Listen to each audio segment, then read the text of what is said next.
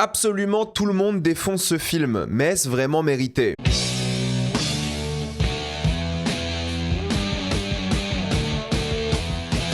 Retour à Silent Hill. Comme d'habitude, jusqu'à la minute indiquée dans le titre de la vidéo, il n'y aura pas de spoiler, jusque-là vous êtes tranquille, après on va tout spoiler. Retour à Silent Hill raconte l'histoire de James qui souffre énormément après le décès de sa femme. Mais, étonnamment, un jour, il reçoit une lettre de celle-ci qui lui dit de venir à Silent Hill. Il y va, mais tout ne se passe pas comme prévu. Retour à Silent Hill est un titre assez intéressant, car c'est le premier film Silent Hill en 14 ans. Rappelez-vous, Silent Hill Révélation, c'est 2012, mais c'est aussi le retour de Christophe Gans à la réalisation. C'est lui qui avait réalisé le premier film Silent Hill en 2006. Donc ça fait 20 ans qu'il n'a pas touché à cette saga d'un point de vue du cinéma. Il est fan des jeux vidéo. Et les jeux vidéo, c'est vrai qu'en ce moment, ça se passe très très bien. On a eu le remake du 2 que j'ai fait récemment pour pouvoir voir le film, même si évidemment vous n'avez pas besoin de jouer au jeu pour apprécier ou pas ce film, mais je l'ai fait parce que c'est un jeu classique, culte, et je voulais le découvrir. Donc je me suis fait le remake, la rediffusion disponible sur Twitch, mais voilà, la saga Silent Hill en termes de jeux vidéo a le vent en poupe, le remake est un vrai succès,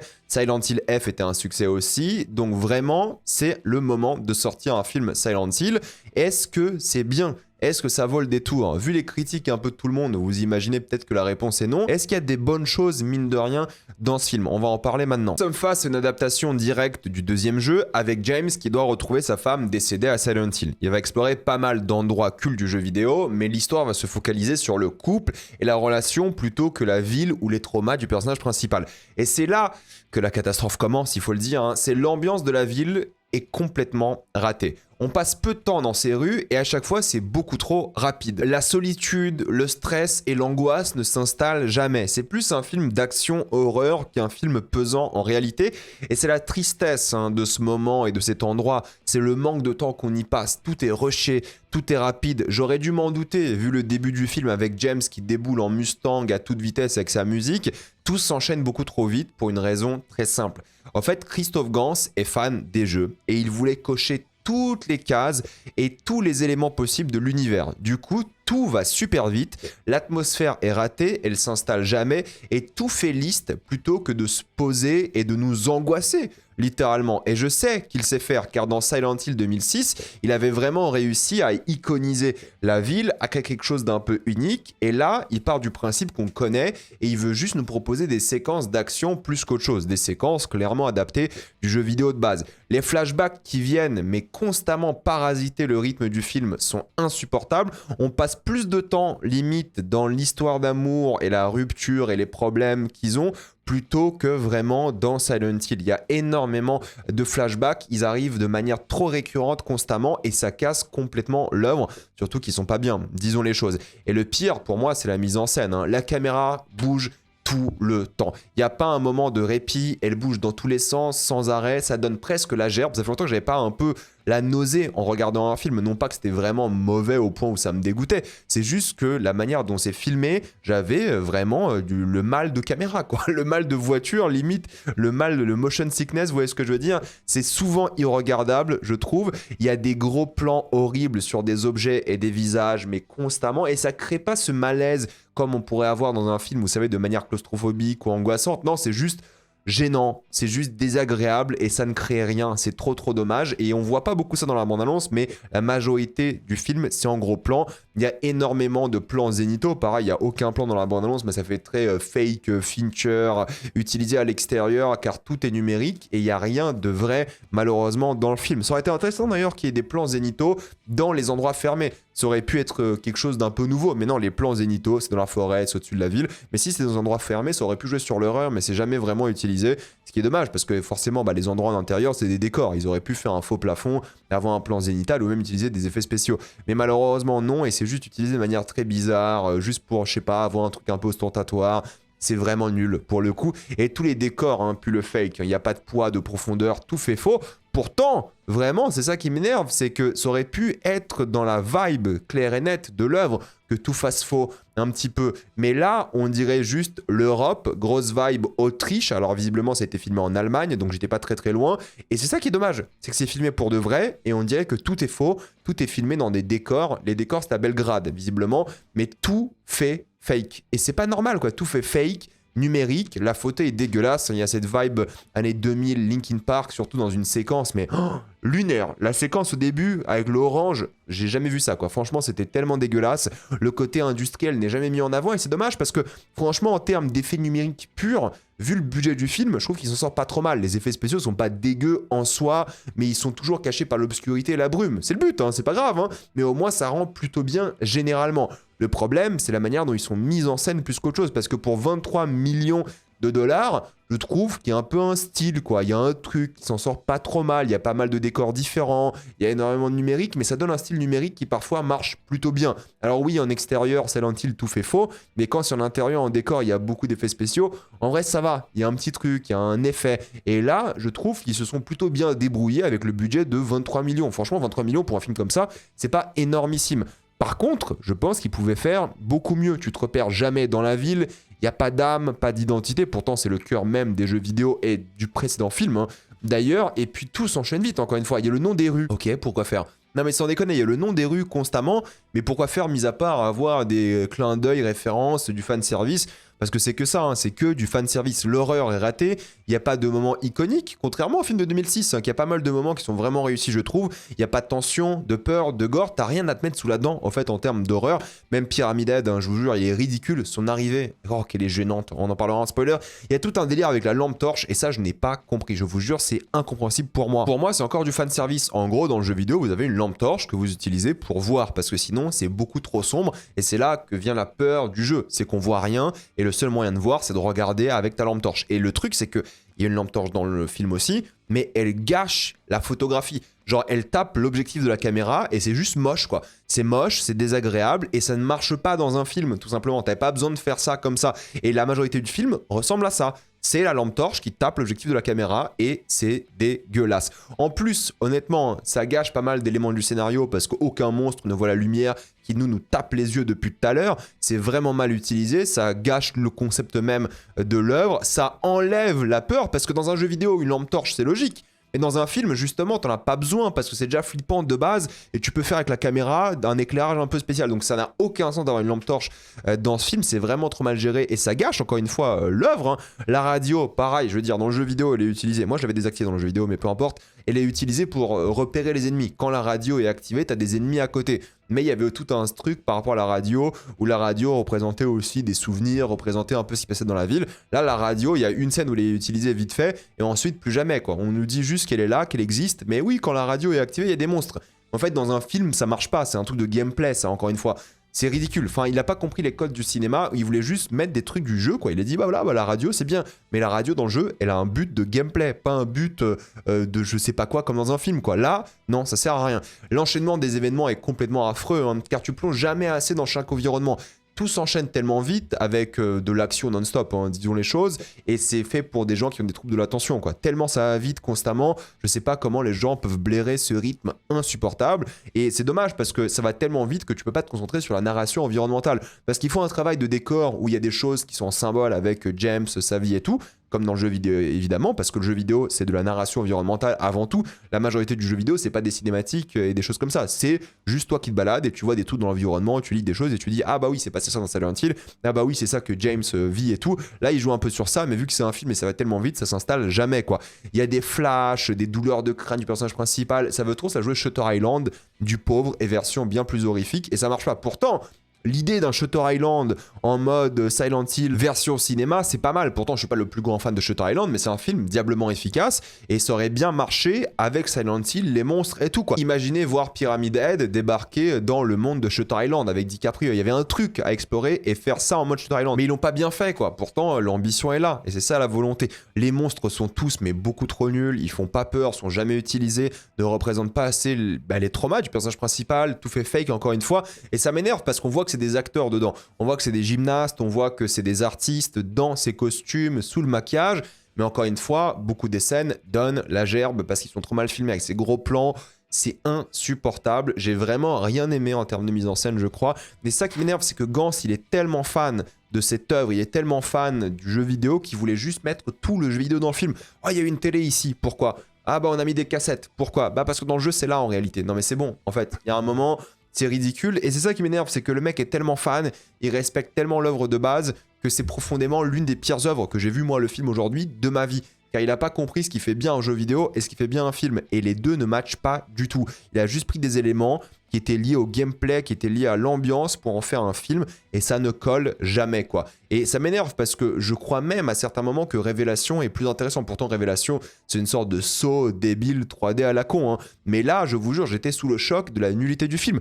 Christophe Gans était à ma séance à Lille. Je suis même pas resté, car j'ai rien à écouter de la part de cet homme par rapport à ce film, quoi. Tout était tellement nul et mauvais. Pourtant, on comprend ce qu'il voulait faire, on comprend son amour pour l'œuvre, pour ce jeu et tout, mais là, ce qu'il a fait, c'est juste un kiff de fan en mode je vais mettre tout ce que j'aime du jeu dans le film, mais ça ne colle jamais, quoi. Et c'est un désastre. Je vous jure, il manque une bonne heure au film pour rendre ça digeste, parce que là, c'est une catastrophe. Vous dites, oh, mais au moins les personnages sont réussis et tout. James, non. C'est trop nul. Déjà, l'acteur est très mauvais et tous les acteurs sont très mauvais, malheureusement. La direction d'acteur ne va jamais dans le bon sens. Il dégage rien. L'acteur du remake est bien meilleur que celui-là du film. Et la force du jeu était vraiment de découvrir, grâce à la narration environnementale et les monstres, ce que vivait James, ce qu'il était, ce qu'il représentait et tout. Et dans le film, ça marche pas car on n'a pas le temps. Encore une fois, ça va trop vite, j'en parlerai en spoiler. Les autres personnages, bah moi j'ai halluciné, hein. La femme de James, elle a une place bien plus importante grâce au flashback. Et pourquoi pas ? En réalité, ça peut être intéressant, je l'évoquerai ça en spoiler aussi. Il y a une intrigue bien plus développée par rapport à elle qui n'existe quasiment pas dans le jeu vidéo, ce qui est pas trop mal en soi, mais globalement, ils dégagent rien. Ils ont aucune alchimie, ils croient pas à leur amour, c'est trop dommage. Et le film de 2006 rend bien mieux visuellement, en termes d'alchimie entre les personnages, que le film de 2026. Et ce n'est pas normal. Et le pire, c'est que c'est Christophe Gans qui l'a fait aussi, quoi. Il y a un moment, qu'est-ce qui s'est passé? Je ne comprends pas. Les autres personnages, n'en parlons même pas. Alors, il y a un personnage de psy qui a été ajouté, qui est pas du tout dans le jeu vidéo et qui sert à rien. Pourtant, il est bien plus présent à l'image que Eddie, Angela, Maria et tout le reste, hein, en fait, tout simplement. Et Eddie, encore une fois, il sert à rien, j'en parlerai en spoiler. Angela, c'est du foutage de gueule et il faut un truc par rapport à un personnage, je vous jure, c'est ridicule. C'est pas possible, quoi. Sans même parler de Maria, alors là, c'est n'importe quoi. Enfin, c'est juste une case à cocher. Elle sert à rien du tout, quoi. C'est un ridicule. Pourtant, c'est le personnage le plus important du jeu vidéo. Rien ne s'emboîte correctement, leur dialogue, quel enfer. Il y avait tout à faire en mode bien, il y avait tout à comprendre du jeu vidéo et bien le faire. Puis l'alchimie, quoi, il y a rien. Et les dialogues, enfin, je veux bien hein, que ce soit adapté d'un jeu vidéo, mais le jeu vidéo à côté, c'est Hamlet, hein, je vous jure. Ils ont vraiment voulu faire une sorte de film d'horreur psychologique à twist, sans décevoir les fans, car ils vont tout mettre que les fans connaissent et aiment. Mais fatalement, ça en fait un film très vite, quoi. Et thématiquement, bon, James, encore une fois, j'en parlerai après, mais il y a un truc sur l'apocalypse que j'aime bien, la ville abandonnée, les dangers pas gérés par les autorités. C'est léger, mais il y a un petit truc. Au moins, voilà, on se réconforte avec ce qu'on peut. Il y a un truc avec des sectes aussi qui est pas mal du tout. Et bon, voilà, il y a des nouvelles tentatives qui sont pas forcément beaucoup dans le jeu, qu'il essaye d'ajouter par rapport au lien qu'il y avait avec les précédents films. Tu vois que c'est un peu la suite de son film de 2006, mais pas trop à la fois. Je respecte aussi le travail sur la DA, parce qu'au fait, oui, c'est un copier-coller sans saveur du jeu vidéo, il n'y a rien de palpable, mais ils essayent. Tu vois, au moins, il y a un truc, il y a une tentative de faire des décors. En fait, je pense que les mêmes décors, genre les mêmes travails d'artisans sur la production design, sur les costumes, le maquillage, mais avec un réalisateur qui sait de quoi il parle et il sait faire les choses correctement et avec littéralement un meilleur scénario, ça passe. En fait, sur le plan, on va dire technique, je suis pas déçu par l'œuvre. C'est la manière dont c'est montré où c'est catastrophique. Et je respecte la musique aussi parce qu'ils n'ont pas utilisé le thème du jeu de base, hein. Le thème iconique de Silent Hill qui était vraiment là,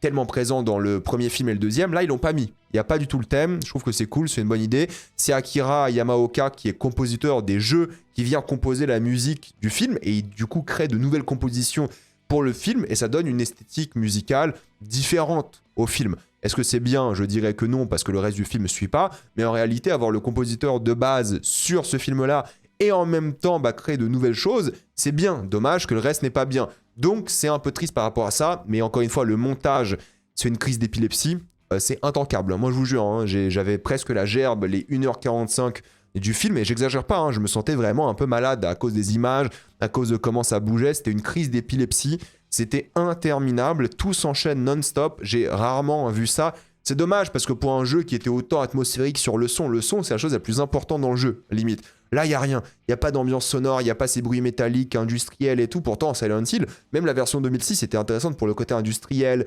métallique, ces trucs, ces sons et tout. Non, là, il n'y a rien de tout ça. C'est raté, l'ambiance est un désastre. Et puis, c'est interminable alors que c'est qu'1h45, quoi. Vous n'allez rien ressentir, vous n'allez même pas vous en rappeler tellement c'est nul. Mais c'est dommage parce qu'en fait, tu vois que Gans, il veut bien faire aussi parce qu'il est fan et pour lui, c'est clairement une lettre d'amour au deuxième jeu. mais il y a rien qui va, quoi. Mis à part le travail d'artisan sur les effets spéciaux qui sont sympas pour le budget, je dis bien pour le budget, hein. Les monstres, les gymnastes, la musique et tout, je peux pas dire qu'il n'y a pas d'amour, et c'est ça qui sauve un peu le film, c'est qu'ils ont voulu faire les choses bien, et tu sens que le mec a limite storyboardé tous les plans, tellement il y a une composition des cadres un peu précise, mais ça ne marche pas, parce qu'en mouvement, le montage, l'ambiance, le rythme, les personnages, il n'y a rien qui marche, il n'y a rien. Donc je respecte le travail d'artisan, le travail qu'ils ont fait avec ce budget-là, pourquoi pas, mais le reste, c'est pas possible. Si vous êtes fan du jeu, moi j'ai découvert le jeu récemment et j'ai vraiment beaucoup aimé. Mais là, c'est une catastrophe. Et même si vous n'êtes pas fan du jeu, vous voulez juste voir un film d'horreur parce que vous aimez bien Silent Hill, la saga de films ou juste les films d'horreur, n'allez pas voir ça. C'est une catastrophe, quoi. Alors regardez le film de 2006 qui est très sympa. Là, c'est horrible. Ça me fait de la peine parce que tu vois que le mec est passionné, Gans, et j'ai pas envie de le critiquer lui directement parce que tu vois qu'il y a de l'amour et tu vois que bah, c'est un bon réalisateur à la base, Gans. Mais là, je sais pas quoi, je sais pas ce qui s'est passé, c'était quoi l'idée derrière, il s'est lui-même fait du fanservice à lui-même, enfin je ne comprends pas ce qui s'est passé. Pourtant, franchement, c'est une histoire qui marcherait bien en film un peu plus long peut-être. Il y a tellement des thématiques sérieuses, matures, qui sont rares dans les jeux vidéo, hein, c'est vrai, qui auraient pu tellement bien marcher dans un film, mais là, c'est complètement à côté de la plaque, quoi. Donc je ne peux pas vous conseiller, c'est très très mauvais, c'est déjà l'un des pires films de l'année. Donc honnêtement, n'allez pas voir ça, attendez qu'il sorte en streaming ou en VOD, ce que vous voulez. Mais au cinéma, payer pour ça, c'est un massacre, quoi. Fan, pas fan, c'est un massacre. Sauf si vous voulez voir les cases cochées, hein. Si vous êtes fan des jeux et vous voulez juste voir Pyramid Head, la radio et ces conneries-là, allez, pourquoi pas. Mais sinon, je ne peux pas le conseiller. Maintenant, on va passer en spoiler. Le début en voiture, j'aurais dû comprendre. J'aurais dû comprendre que le film allait être complètement à côté de la plaque parce qu'il dégageait rien en termes d'acting, de mise en scène. Ces plans-là en voiture, ces plans zénithaux, de haut constamment, le montage sur la voiture. Dès le début, les 2 premières minutes, je me dis, mais c'est quoi ce truc, quoi? Ça va être horrible pendant 1h45. Et j'avais raison, jamais vraiment utilisé correctement ce montage frénétique, ça ne marche pas, quoi. La rencontre en mode rom-com aurait pu marcher, le côté un peu mignon, petit accident, ils deviennent amis, ensuite ils deviennent un copain, il y a un couple, ils emménagent ensemble. Oh, il y a un truc un peu mignon, tu vois, ils auraient pu jouer sur ça. En fait, ça marche pas parce qu'ils ont, encore une fois, zéro alchimie, il y a 1000 flashbacks qui viennent parasiter le récit, et le pire, c'est qu'en fait, dans le jeu, encore une fois, elle arrive à hanter le récit, cette femme, sans être présente. Là, vu que constamment il y a des flashbacks, elle n'entre pas le récit parce qu'elle est le récit. Et ça, c'est trop dommage parce que, encore une fois, vu la production design, vu les décors, vu tout ce qui a été fait sur le travail, t'aurais pu comprendre l'histoire de James en coupant les flashbacks. Et je pense sincèrement que si tu coupes le flashback et tu gardes juste les regards de James sur certains objets, certains environnements, certains moments et tout, ça fonctionne. Ça fonctionne mieux que ça. Et là, dès qu'il y a un petit moment où il reconnaît un endroit, bim, flashback. Tu fais, oh, mec, c'est pas possible. Constamment comme ça, pourtant sans les flashbacks, je pense qu'on a un meilleur effet plutôt que ces moments un peu moches et nuls. Il y a une scène dans le film de 2006 qui se passe dans un même endroit, un truc un peu similaire comme ça, dans l'herbe à côté d'un arbre, et c'est beaucoup mieux que la même scène, plus ou moins, qu'on a dans ce film ici, quoi. Enfin, je comprends pas, c'est le même réal, quoi. Qu'est-ce qui s'est passé en 20 ans pour que ça ressemble à ça, quoi? Et c'est dommage parce qu'en fait, James, il y a un truc où forcément, elle hante la ville, parce que James est complètement fou, évidemment, mais surtout que ça représente tous les péchés de James envers elle. James, c'est un mec qui est profondément misogyne, il est frustré sexuellement, il a plein de regrets car il a tué sa femme, d'où les différents monstres qu'on voit qui ne sont que des femmes. Encore plus dans le jeu vidéo évidemment, où il y a plus de monstres qui représentent encore plus de femmes, il y a plus de vagins, il y a plus de chromosomes X et tout. Et vraiment, tous les ennemis du jeu sont des femmes ou des formes de vagins pour faire peur à James et représenter un peu ses pires désirs. Pyramid Head, c'est littéralement le bourreau. C'est ça qui est représenté ici. C'est James qui se sent tellement coupable d'avoir tué sa femme et d'avoir été assez content de l'avoir fait, qu'il y a une volonté d'auto-destruction de sa part et il se déteste. Chose qui est un peu représentée ici parce qu'il se peint lui-même en Pyramid Head, il se sent comme le bourreau. Bon, pourquoi pas, mais c'est tellement tape à l'œil et c'est tellement peu utilisé par rapport aux autres monstres. Il y a tellement d'autres monstres qui représentent les autres problèmes de James, mais là, ils se sont juste concentrés sur lui qui veut s'auto-détruire, quoi. Et c'est un peu dommage, quoi. L'arrivée dans la ville, je l'ai trouvé assez nul. Vous savez, il y a ces plans zénithaux dans la forêt, et c'est encore hyper cuté, quoi. Ça avance constamment, ça va dans tous les sens, c'est trop dommage, encore une fois. Et il y a ce titre qui apparaît en mode Evil Dead Rise, vous savez, derrière, c'était dans Evil Dead le lac, là c'est derrière les arbres de la forêt, tu dis, en plus la police du titre, je suis désolé, elle fait tellement kitsch. Bref, en tout cas, le premier monstre, on le voit, et puis il est multiplié par 50 dans une course dégueulasse orange avec des insectes. Ils mettent du temps pour hyper le premier monstre, ensuite ils font x50. C'est ridicule, ça marche pas. Si tu hype un monstre comme dangereux, tu fais pas x50 dans la seconde d'après, dans une sorte de passage course-poursuite horrible, horrible, j'ai jamais vu ça, hein. Je n'ai jamais vu un truc comme ça, quoi. Franchement, j'étais fou, enfin, je pensais vraiment péter un câble, quoi. Je me dis, mais c'est pas possible, enfin, qui fait ça en 2026? c'est tellement vieux jeu, je vous jure, le 2006 à côté, mais c'est un chef-d'œuvre quoi. Il est tellement bien géré, intelligent à côté. Là, rien ne marche. Encore une fois, je suis désolé, mais je suis choqué à quel point tu sors une séquence comme ça en 2026. J'ai jamais vu un truc aussi moche quoi. C'est pas possible. Les flashbacks non-stop et inutiles, même que ce soit par rapport à James et sa femme ou la ville. C'est dommage parce que les flashbacks par rapport à la ville, j'aurais peut-être limite aimé voir ces monstres qui sont la représentation des problèmes de James, faire le lien avec les humains, qui étaient aussi le problème de James, parce que James il avait un problème avec les humains de cette ville. Il était évidemment face à cette secte, mais il n'était pas le bienvenu. Du coup, faire le lien entre les monstres et les humains de la ville, en vrai c'est intéressant, parce que James, en plus des problèmes avec sa femme, il avait un problème avec la ville en soi. Et ça c'est un truc un peu nouveau, parce que dans le jeu c'est surtout la femme. Là il y a la ville et la femme et la secte, donc je me dis putain ça c'est pas mal en réalité, mais non malheureusement ça hante pas assez le récit, ça en fait des caisses constamment, flashback sur flashback, et c'est dommage parce qu'on aurait compris sans, encore une fois, les douleurs de crâne de James, on a compris, le mec est un peu fou et tout. Il y a ce moment mais lunaire dans le film où d'un coup on passe à l'hôpital. C'est bon, on a compris. En fait, James, il est malade. On l'a enfin trouvé. T'as la psy qui l'a retrouvé. On sait pas si c'est vrai, pas vrai, mais c'est sous-entendu qu'en fait, le mec est en train de vivre son deuil. Il a besoin d'être assisté. C'est un peu plus moderne, en mode, voilà, les gens malades, ils vont au psy et on les aide. Et j'aime bien cette approche de se dire, ok, le mec est tellement, malheureusement, cinglé à ce stade qu'il a besoin de l'aide du système. Parce qu'il y a un truc un peu sympa où tu dis, ok, Silent Hill l'a abandonné, mais il y a un vrai monde qui veut de lui, quoi. Il y a un monde qui veut l'aider. T'as une psy là, et les limites là en train d'arrêter toute sa journée pour aller sauver James. J'aime bien ce truc où il y a un système qui l'aide, qui le soutient, plutôt que le système de la secte qui voulait le pousser loin et qui faisait du mal à tout le monde et Silent Hill. Donc il y a un truc comme ça où je me dis, en vrai, c'est une bonne idée de mettre un système en opposition à Silent Hill, un système qui veut aider James. Mais encore une fois, ça joue un peu le truc...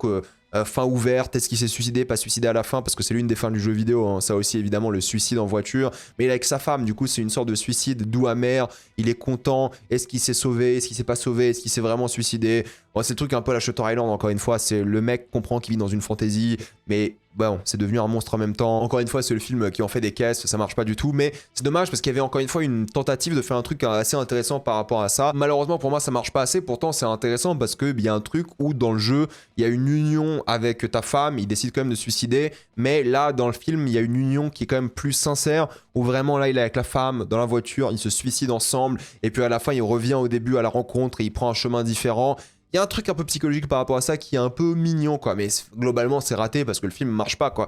Et Pyramid Head, j'ai envie d'en reparler un petit peu, mais moi, c'est l'arrivée qui m'énerve. L'arrivée comme si c'était l'icône du jeu vidéo, et c'est le cas, hein, c'est l'icône de Silent Hill, mais c'est raté, quoi. Pour moi, encore une fois, Silent Hill, ça aurait été mieux sans ce délire-là de prendre en compte le fanservice. Si Pyramid Head était juste là, devant la grille, d'un coup, dans le film, sans qu'on sache qu'il est là, comme dans le jeu vidéo, 1000 fois plus terrifiant. Là, il est victime de sa popularité, au fait, ce Pyramid Head, parce qu'il arrive lentement, on entend l'épée au sol. En fait, l'épée de Pyramid Head, c'est un truc que tu fais après l'avoir introduit. C'est pas maintenant. En fait, tu l'introduis en mode, c'est quoi ce truc, c'est bizarre, il est flippant et tout.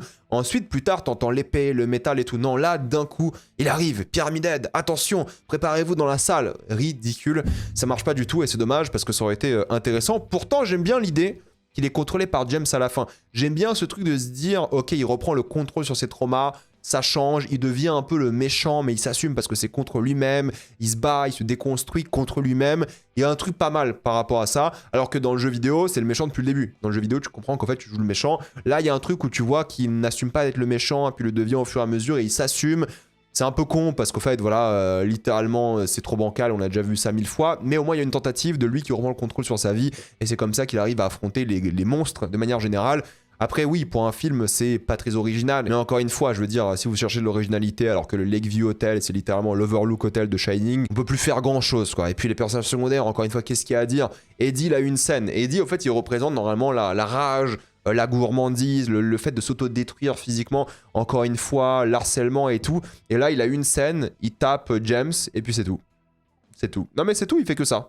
Ok, d'accord. On a compris en plus, j'ai l'impression que c'est limite James sous le maquillage. Il ressemble vraiment beaucoup à James, en tout cas à l'acteur, et c'est tout, il a une scène.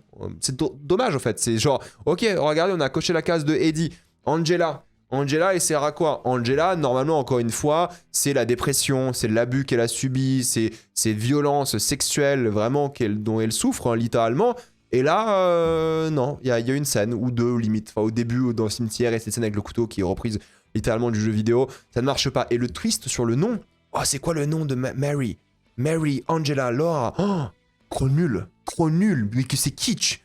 mais qui c'est complètement raté, mais on se prend pour un fou. Encore s'il y avait le nom à la fin sur la tombe, on aurait rigolé. Mais là, en mode twist, dis son nom complet. En fait, on a compris que Angela et Laura représentaient des choses par rapport à James, par rapport à la jeunesse, l'innocence concernant Laura et tout. En plus, elle a un enfant en mode poupée, mais c'est un enfant qui vit. Et tu vois qu'en fait, James et Mary voulaient un enfant ensemble et tout. Donc il y avait des trucs, mais en fait, ça va tellement vite. C'est constamment poussé comme ça que je me demande vraiment si les gens qui connaissent pas le jeu vidéo vont comprendre ça, quoi. Parce qu'il y a juste une ou deux scènes. Moi, je dis ça parce que j'ai le bagage du jeu vidéo et forcément dans ma tête, je comprends mieux ce qui se passe. Mais ceux qui n'ont pas fait le jeu vidéo, est-ce qu'ils comprennent tout ça, quoi? Je pense pas, parce que le film ne te tient pas du tout par la main et surtout, il n'y a pas assez de scènes par rapport à ça. Parce que de pas te tenir par la main, c'est une bonne chose en réalité si tu dois réfléchir et tout à l'œuvre. Mais là, ça va dans tous les sens tout le temps, quoi. Et Maria, enfin. Aucune alchimie, pourtant Maria est censée représenter le désir, la culpabilité de James, c'est censé avoir une alchimie, elle est censée être une sorte de tentation pour lui et tout. Non, rien du tout, c'est ridicule, c'est trop mal fait. Il joue d'ailleurs sur ça avec les créatures araignées, vous savez, qui est en réalité un peu le boss final du premier jeu, parce que le boss final du premier jeu, du jeu de base, hein, le remake, c'est une sorte d'araignée qui s'ouvre, qui sort de sa cage, et c'est le méchant, hein, c'est Maria du coup, et c'est ça qui est intéressant. Mais là, ils reprennent une araignée et ils mélangent ça avec une autre créature parce que voilà, ça représente parfaitement ce côté tentation et en même temps le truc où lui se sent comme dans un piège parce qu'une araignée ça tisse une toile et tout. Bref, on a compris, c'est une créature qui reprenne du 2. Pourquoi pas? À la limite, en plus, bon, c'est une créature bêtement tuée par Pyramid Head au lieu d'avoir les fameux mannequins. En tout cas, au moins, c'est un truc qu'ils essayent, quoi. Un truc un peu nouveau. Et puis, j'apprécie le mélange de boss. C'est-à-dire que, oui, ils mélangent des boss du 2. Il y a Flesh Lips, par exemple, qui est en réalité Mary. En fait, c'est un mélange de papillons de nuit. Et l'idée des papillons de nuit, qui était peu utilisée dans le jeu. Je veux dire, dans le jeu, les papillons de nuit, c'était un truc qui, tu voyais un peu à droite à gauche comme un symbole. Parce que les papillons de nuit représentent la mort de manière générale. Mais là, littéralement, le boss final de ce film, c'est un papillon de nuit. Et ça, c'est une bonne idée, quoi. C'est un papillon de nuit squelettique de sa femme.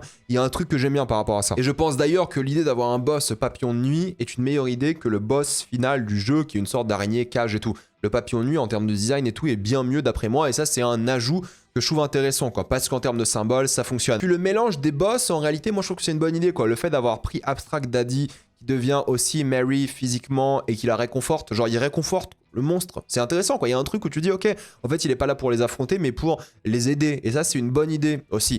Mais encore une fois, le reste, le désir sexuel des infirmières qui est complètement éclipsé. Genre, les infirmières, c'est à la fois quelque chose que lui, il voyait constamment parce que sa femme était malade à l'hôpital, il y avait tout le temps des infirmières. Mais en même temps, il était frustré de plus pouvoir baiser, quoi. C'est ça la vérité. James, il voulait baiser et les infirmières représentaient ça un petit peu, quoi. Le désir un peu sexuel, c'est pour ça qu'ils sont un peu sexualisés. C'est que James, il était fidèle à sa femme, ou alors il a trompé dans le jeu. C'est un peu sous-entendu qu'il a trompé, des choses comme ça. Mais en tout cas, il était presque fidèle, ou on pense qu'il était fidèle, mais le désir était là. Et vu que sa femme était malade, il avait plus de sexe tout simplement, et il se sentait mal par rapport à ça. Et ça, c'est intéressant. Mais encore une fois, dans le film, c'est une scène d'action dégueulasse, nulle et ridicule. Puis ensuite, il y a une descente aux enfers par l'ascenseur. Alors que dans le jeu, c'est un labyrinthe, une prison. Bon, ça peu importe, l'ascenseur, pourquoi pas. J'aime bien l'idée que c'est un peintre un peu tragique. Vous savez, un peintre un peu fou, qui est lui-même le créateur de Silent Hill, parce que tout est dans sa tête, et du coup, c'est un artiste qui crée. Ça, pourquoi pas? J'aime bien l'idée derrière, dommage que c'est pas assez utilisé, sauf à la fin dans ce couloir où il y a plusieurs versions de Marie, et tu vois son visage qui se décompose au fur et à mesure, et qui devient les infirmières un petit peu, parce que elle est en train de se décomposer, cette femme, malheureusement. Donc ça, à la limite, bon, pourquoi pas, je suis pas... quelqu'un qui va faire son rageux par rapport à ça, je trouve que c'est une idée nouvelle, ça change, mais sinon, c'est un enchaînement de trucs... un peu nul, quoi. Voilà, franchement, c'est un enchaînement des jeux, vite fait, case à cocher encore une fois, Maria qui se fait tuer par Pyramid Head, parce que voilà, mais au moins cette fois-ci, c'est James qui contrôle Pyramid Head, et ça, c'est pas mal. Avoir développé la secte et en avoir fait un point de rupture dans le couple, moi, je pense que c'est une bonne idée, encore une fois, car c'est la ville, littéralement, qui a détruit et transformé ce couple, et c'est bien, je trouve que c'est nouveau, ça change, ça reprend évidemment les sectes des deux premiers jeux, et dans le jeu vidéo, en tout cas le deuxième remake, on sait qu'il y a une secte parce que dans les papiers, les journaux et tout, dans la narration environnementale, on lit qu'une secte existe. Donc c'est pas mal, mais malheureusement, tu crois pas au dialogue, quoi. Tu crois pas au dialogue, à l'embrouille. La scène de secte avec le sang et tout, en soi, elle est pas mal parce qu'elle se fait empoisonner par la secte, par son père décédé. La secte ne hante pas assez le film, je trouve. Pourtant, c'est un point crucial dans l'œuvre et c'est un peu dommage, quoi. Bref, au fait, il y avait tout pour en faire un film fascinant par rapport à James, ses traumas, ce qu'il représente. La fin est trop nulle car il est trop gentil, quoi. Je veux dire, encore une fois, il y a 1000 monstres qui expliquent que le mec est profondément dérangé par la lente mort de sa femme, frustré de pas pouvoir coucher avec, avoir des enfants et tout. Et c'est trop gentil comme film par rapport à ça, quoi. C'est juste un film d'action un peu débile. Pourtant, il y avait tout, franchement, pour en faire un truc, quoi. Tu donnes une série comme ça, Silent Hill, à quelqu'un de talentueux qui en fait 8 épisodes ou 10 épisodes, peu importe, et tu fais une putain de série parce qu'il y a tellement de choses en termes de symbolisme, de choses fascinantes de manière générale par rapport aux jeux vidéo. Mais là, c'est juste un film d'action horrifique catastrophique, quoi. Franchement, les éléments étaient là, hein, parce que voilà, il a pris les éléments du jeu, mais il a pas compris pourquoi ça marchait dans le jeu, en fait. C'est ça le problème. Et du coup, ça marche pas dans le film non plus.